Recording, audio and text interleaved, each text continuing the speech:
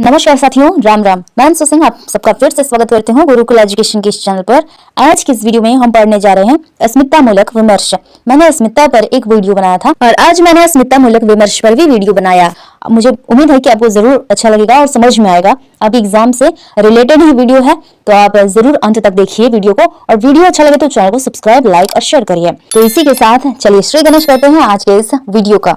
हिंदी में अस्मिता मूलक विमर्श हमें दिखाई पड़ता है। पीछे की मुख्य धारा के समाज से इतर एक अलग थलग पड़ा समाज भी है, जिसका चेहरा अभी तक समाज के लोग नहीं देख पाए या फिर कमोबेश कहें तो दिखाई पड़ता है। जब अस्मिता की बात आती है तो हमें उन लोगों का चेहरा भी दिखाई पड़ता है जो समाज से अलग थलग पड़े हुए थे। 20वीं सदी के उत्तरार्ध तक आते आते समाज, राजनीतिक और साहित्य में आज तक के गुमनाम और हाशिए पर खड़े लोगों को आवाज की सुगबुगाहट हमें सुनाई देने लगी थी। अब भारत में नए सामाजिक आंदोलनों का उभार सामने आने लगा था और परिणाम यह हुआ कि हाशिए पर आए हुए वही लोग जो अपने अस्तित्व और अस्मिता को लेकर उनमें जागृति नहीं थी, वह अब जागृत हो चुके थे। उनकी चेतना जागृत हो गई थी और ये उत्पीड़ित लोग अपने साहित्य में अपनी आवाज को बुलंद करते रहे। अस्मिता यानी कि पहचान, लेकिन किन की? हम अस्मिता मूलक विमर्श में उन्हें ही जानने वाले हैं। अस्मिता मतलब बताया मैंने की पहचान होती है स्त्रियों की, किसानों, दलितों, आदिवासी, किन्नर और जनजातियों की। उनमें एक नई जो एकजुटता आती है और वे एक मांग करते हैं, अपनी मुद्दाएं उठाते हैं। उनकी जो कमियां हैं वो कमियां लोगों तक बताते हैं, राजनीतिक रूप लेते हैं और उन राजनीतिक और धार्मिक पक्षों का यह जो साहित्य पर है प्रभाव पड़ता है। जो साहित्य स्थापित हमारे हिंदी में होता है उन पर इनका भी गहरा प्रभाव पड़ा। ये सारे लोग भी अपनी दमदार आवाजों से साहित्य में अपना नाम दर्ज करवाने लगे। इन्होंने अपना आवाज इस प्रकार से उठाया कि बुद्धिजीवियों को, समाजशास्त्री और राजनीतिक शास्त्रियों को पुनर्विचार करना पड़ा और उनके लिए भी सोचना पड़ा, उनकी समस्याओं की ओर ध्यान देना पड़ा। समाज के निम्न पायदान या फिर कहें कि हाशिए पर लोगों को जो पूछा नहीं करते थे, वैसे लोगों को भी अपने होने का एहसास होने लगा था। वे भी अब जानने लगे थे कि हाँ, हम भी हैं। इस प्रकार से जब वे सोचने लगे तो उनकी आवाज राजनीतिक शास्त्रियों तक पहुंचने लगी। ये अपने साथ होने वाले शोषण से छटपटाने लगे थे।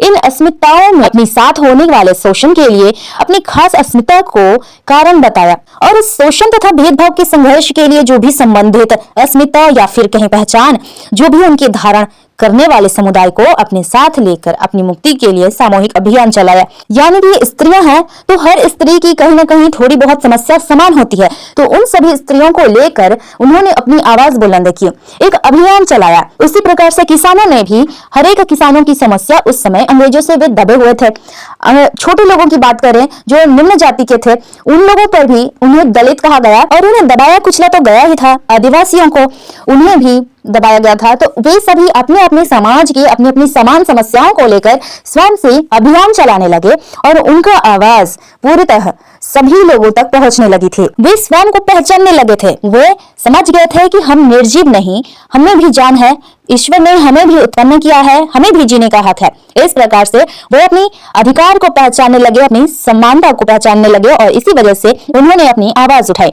अस्मिता मूलक विमर्श में यह आपको जानना अति आवश्यक है कि अस्मिता यानी कि पहचान, उन्हें यानी कि इन वर्ग के लोगों को जब तक अपनी पहचान की आवश्यकता नहीं पड़ी थी वे चुप थे, उनकी आवाज कोई नहीं सुनता था। लेकिन स्वतंत्रता का जब आंदोलन चलने लगा तो इन लोगों को भी कहीं न कहीं यह आभास होने लगा कि इन्हें भी जीवन जीने का अधिकार है, इनकी समस्याएं भी समस्या है, इन्हें भी अपनी आवाज उठानी चाहिए और इन्होंने अपनी आवाज उठाया। इसे ही हम अस्मिता मूलक विमर्श कहते हैं। निम्न वर्ग के जितने भी लोग हैं उनकी आवाज, उनकी कहानियां हमारे साहित्य में आती हैं, वही अस्मिता मूलक विमर्श कहलाता है। और बहुत सारे विरोध के बाद, आलोचनाओं के बाद आज ये विमर्श साहित्य की मुख्य धारा में स्थापित हो चुके हैं। इसी अस्मिता मूलक विमर्श के अंतर्गत ही स्त्रियों या फिर आदिवासियों से जो संबंधित समस्याएं हैं, उनकी कहानियां हैं, वो हमारे साहित्य में पढ़ने को हमें मिलती हैं। अस्मिता मूलक विमर्श में दलित विमर्श भी आता है, स्त्री विमर्श भी आता है।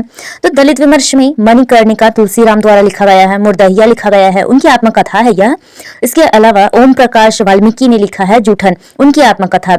इस प्रकार से बहुत सारे, सुशीला टागभौर, सिकंजी का दर्द, ये सारी जो रचनाएं हैं उन्होंने अपने अस्मिता मूलक विमर्श के अंतर्गत, दलित विमर्श के अंतर्गत लिखा है। स्त्री विमर्श के अंतर्गत भी बहुत सारी रचनाएं लिखी गई हैं, जैसे कि अन्य से अनन्या, यह प्रभा केतान की कहानी है। इसके अलावा मन्नू भंडारी की कहानी है। एक कहानी यह बहुत प्रसिद्ध कहानी है, कौशल्या वैसंत्री की कहानी है, दोहरा अभिशाप। सिकंजे का दर्द, यह स्त्री विमर्श के अंतर्गत भी आता है और दलित विमर्श के अंतर्गत भी, जो लिखा गया है सुशीला टाकभौरे के द्वारा।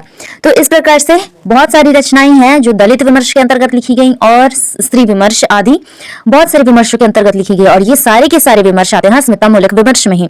तो अस्मिता मूलक विमर्श में हमें इन सारे के सारे समाज के सारे लोगों की, या यूं कहें कि समाज के हर वर्ग की कहानियां हमें अस्मिता मूलक विमर्श के अंतर्गत मिलती हैं। जो समझदार था, जो बुद्धिजीवी थे, उन तक इन लोगों की, उन पीड़ित लोगों की आवाजें नहीं पहुंचती थी, इसलिए अस्मिता मूलक विमर्श हमारे साहित्य में आया। तो इस तरह से आज के इस वीडियो में हमने अस्मिता मूलक विमर्श क्या है वह जाना। इसके अलावा फिर मैं अलग वीडियो बनाऊंगी दलित विमर्श या फिर स्त्री विमर्श और आदि पर। और अंत में आज का प्रश्न है, मुर्दा यह किस रचनाकार की रचना है? आपको इसका उत्तर बताना है कमेंट में। तो आज के इस वीडियो में मैंने आपको अस्मिता मूलक विमर्श समझाया।